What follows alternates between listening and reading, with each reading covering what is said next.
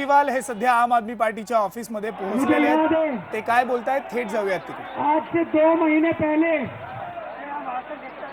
हम लोग यहीं पे इकट्ठे हुए थे. 8 दिसंबर को जब दिल्ली विधानसभा चुनाव के नतीजे घोषणा किए गए थे तब हम लोग यहीं पे इकट्ठे हुए थे. मुझे याद है इसी खिड़की से मैंने सबको संबोधित किया था. हमारी 28 सीट आई थी. हमें भरोसा नहीं था हमारी सरकार बनेगी और हमने कसम खाई थी कि बीजेपी और कांग्रेस का समर्थन नहीं लेंगे. कांग्रेसियों ने जबरदस्ती समर्थन दिया. हमने जनता से पूछा, जनता ने कहा जितने दिन समर्थन दे रहे हैं उतने दिन ले लो और काम करके दिखाओ.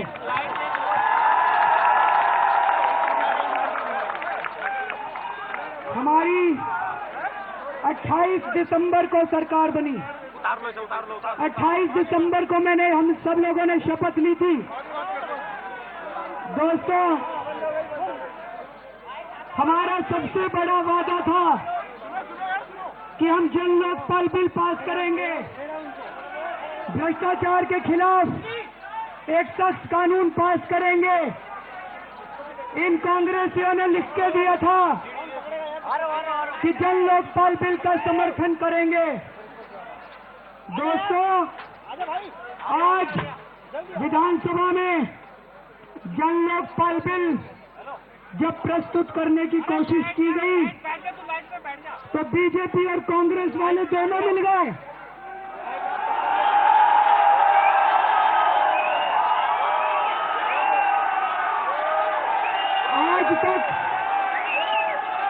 आज तक भारत के इतिहास में कभी ऐसा नहीं हुआ.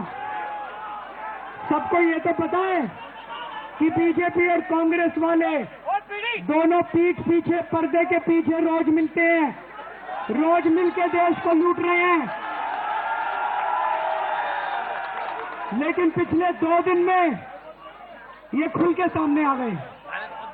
इनका असली चेहरा सामने आ गया और इन दोनों ने मिलके आज दिल्ली की विधानसभा में जन लोकपाल बिल प्रस्तुत ही नहीं होने दिया.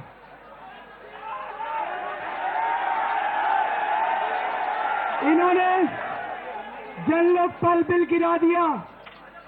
दोस्तों, ऐसा क्यों हुआ? क्योंकि अभी 3 दिन पहले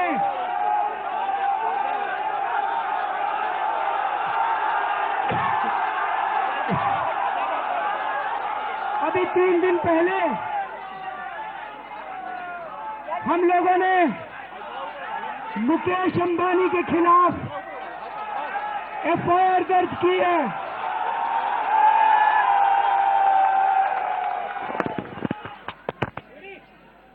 मुकेश अंबानी के खिलाफ हम लोगों ने एफआईआर दर्ज की है. मुकेश अंबानी वो शख्स है जो इस देश की सरकार चलाता है. मुकेश अंबानी कहता है, मुकेश अंबानी ने कहा है कि कांग्रेस मेरी दुकान है, मैं जब चाहूं कांग्रेस में जाके जो मर्जी खरीद सकता हूं.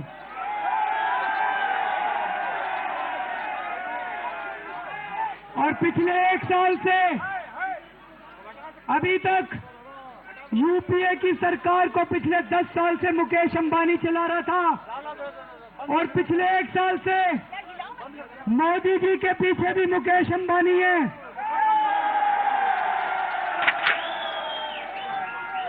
मोदी जी के पास इतना पैसा कहां से आता है? मोदी जी हेलीकॉप्टर लेके घूमते हैं. इतनी बड़ी बड़ी रैलियों का पैसा कहां से आता है? लोग बताते हैं कि मुकेश अंबानी उसके पीछे है. तो दोस्तों, जैसे ही हमने मुकेश अंबानी पे हाथ रखा, ये बीजेपी और कांग्रेस वाले दोनों इकट्ठे हो गए और इन दोनों ने मिलके आज जन लोकपाल बिल पेश नहीं होने दिया. इनको ये लगा कि ये केजरीवाल के पास अभी तो एक छोटी सी एंटी करप्शन ब्रांच है, उसी से इसने नाक में दम कर रखा है। कल को अगर लोकपाल बिल आ गया, अगर जन लोकपाल बिल आ गया, तो इनमें से आधे से ज्यादा जेल चले जाएंगे। इसलिए इन दोनों पार्टियों ने मिलकर आज जन लोकपाल बिल गिरा दिया। इनको यह भी डर था कि अगर ये सरकार चलती रही तो अभी तो मुकेश अंबानी और वीरप्पा मोइली को ही पकड़ा है, थोड़े दिन में शरद पवार की भी बारी आ सकती है, थोड़े दिन में शायद कमलनाथ की भी बारी आ जाए। इसीलिए कुछ भी हो जाए, इस केजरीवाल को निकालो। दोस्तों, मैं बहुत छोटा आदमी हूं, मेरी कोई औकात नहीं है, मैं आप में से एक आदमी हूं। यहां पे गद्दी के लिए नहीं आया, मैं कुर्सी के लिए नहीं आया। आज अगर लोकपाल बिल गिरा है तो आज हमारी सरकार इस्तीफा देती है।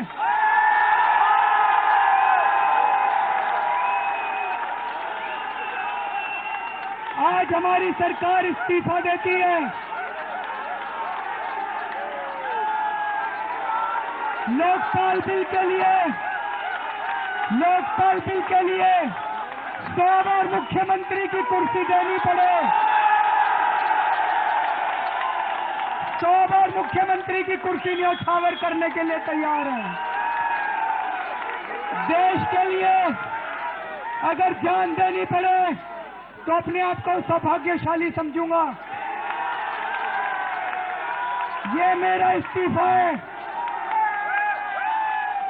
अभी अभी हमारी कैबिनेट मीटिंग हुई थी, हमारी कैबिनेट ने मिलके ये निर्णय लिया है कि हमारी सरकार आज इस्तीफा देती है।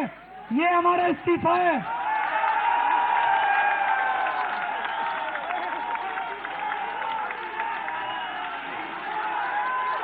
ये इस्तीफा लेके मैं अभी लेफ्टिनेंट गवर्नर साहब के पास जा रहा हूं। हमारी कैबिनेट ने ये रिकमेंड किया है कि तुरंत दिल्ली विधानसभा को बर्खास्त किया जाए और दिल्ली में तुरंत दोबारा चुनाव करवाए जाएं।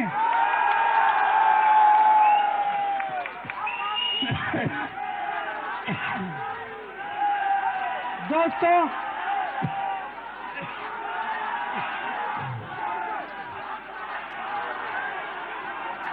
हमने 28 दिसंबर को सरकार बनाई थी, 28 दिसंबर को, और उसके बाद से हमारे साथ के साथ मंत्री आज तक ठीक से सोए नहीं है। रात दिन से हम काम कर रहे हैं पिछले 48 घंटे में। हमने दिल्ली वालों के लिए काम करने में कोई कसर नहीं छोड़ी है। हमने बिजली के दाम कम करे, पानी के दाम कम करे, इन बिजली कंपनियों का ऑडिट करवाने के ऑर्डर करे, दिल्ली में भ्रष्टाचार कम करा। हमने पूरी साफ नीयत से, ईमानदारी से काम करने की कोशिश करी। हो सकता है हमसे गलतियां हुई हो, हम भी इंसान हैं, लेकिन पूरी ईमानदारी से कोशिश करी। ये लोग कहते हैं हमको गवर्नेंस करनी नहीं आती। अरे 5 साल में बीजेपी और कांग्रेस वाले बिजली कंपनियों का ऑडिट नहीं करवा पाए, हमने 5 दिन में करवा दिया। 65 साल में ये बीजेपी और कांग्रेस वाले मिलके भ्रष्टाचार कम नहीं कर पाए, हमने 48 दिन में दिल्ली में भ्रष्टाचार कम कर दिया। हमने शीला दीक्षित जी के भ्रष्टाचार के खिलाफ एफआईआर दर्ज करी, मुकेश अंबानी के भ्रष्टाचार के खिलाफ एफआईआर दर्ज करी। कहते हैं गवर्नेंस करो, ये सब मत करो। अरे भ्रष्टाचारियों को जेल भेजना ही तो गवर्नेंस होता है, और गवर्नेंस क्या होता है? और गवर्नेंस क्या होता है? ये भ्रष्टाचारी तो घूमते रहे। मेरे को ये लगा कि हम भी अगर करोड़ों रुपए खा लेते और थोड़े से बीजेपी वालों को फेंक देते, मुकेश अंबानी के भ्रष्टाचार के खिलाफ एफआईआर दर्ज करी, कहते गवर्नेंस करो, ये सब मत करो। अरे भ्रष्टाचारियों को जेल भेजना ही तो गवर्नेंस होता है। और गवर्नेंस क्या होता है? ये भ्रष्टाचारी तो घूमते रहे। मेरे को ये लगा कि हम भी अगर करोड़ों रुपए खा लेते और थोड़े से बीजेपी वालों को फेंक देते और थोड़े से कांग्रेस, तो ये कहते बड़ी अच्छी गवर्नेंस चल रही है, तब ये कहते बड़ा अच्छा काम चल रहा है।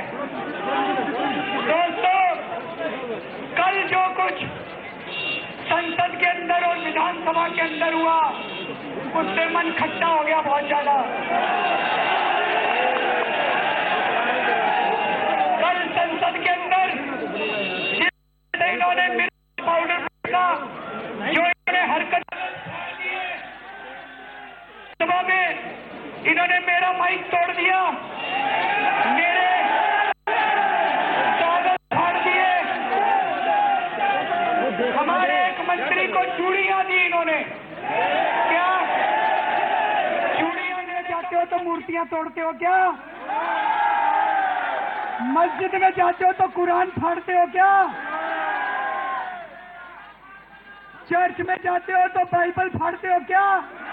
जीसस क्राइस्ट की मूर्ति तोड़ते हो क्या? यही मंदिर है तुम्हारे लिए? शर्म आती है मुझे। दोस्तों, इन्होंने शर्मसार कर दिया है बीजेपी कांग्रेस वालों ने, विधानसभा को भी और संसद को भी। ये लोग कहते हैं हम जो भी काम करते हैं कहते हैं संवैधानिक है। मैंने मुकेश अंबानी के खिलाफ एफआईआर करी, आज मोइली साहब कहते हैं एफआईआर असंवैधानिक है। हमने कहा भ्रष्टाचार दूर करो तो कहते हैं केजरीवाल असंवैधानिक बात करता है। मैंने कहा भ्रष्टाचार के खिलाफ लोकपाल बिल लाओ तो कहते हैं लोकपाल बिल असंवैधानिक है। हमने कहा लोकपाल बिल को विधानसभा में प्रस्तुत करो, कहते हैं विधानसभा में प्रस्तुत करने के लिए केंद्र सरकार की अनुमति चाहिए। दोस्तों, झूठ बोल रहे हैं, मैंने संविधान पढ़ा है, संविधान में कहीं नहीं लिखा कि हमें विधानसभा में बिल प्रस्तुत करने के पहले केंद्र सरकार की अनुमति चाहिए। केंद्र सरकार कौन होती है? कोई अंग्रेज है क्या वो? केंद्र सरकार अपने आप को अंग्रेज मानती है, जैसे लंदन की सरकार हो, और दिल्ली के लेफ्टिनेंट गवर्नर अपने आप को वाइस रॉय समझते हैं उनका, अंग्रेजों का। और दिल्ली की विधानसभा को तो ये कुछ समझते ही नहीं है, ये सोचते हैं इनको तो आजादी नहीं मिली अभी तक, सारा काम हमसे पूछ के करेंगे। नहीं पूछ के करते तुमसे हम काम।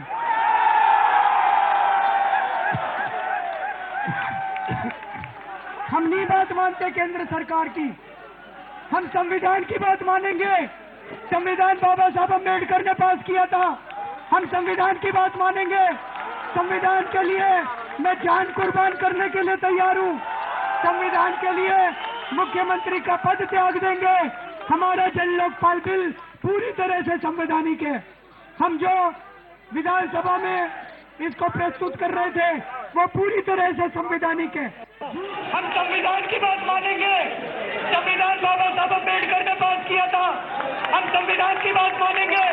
संविधान के लिए मैं जान कुर्बान करने के लिए तैयार हूँ। संविधान के लिए मुख्यमंत्री का पद त्याग देंगे। ऐसे संवैधानिक है। झूठ बोलते हैं ये लोग, भ्रष्टाचार करना चाहते हैं। ये बीजेपी कांग्रेस वाले मिल गए हैं।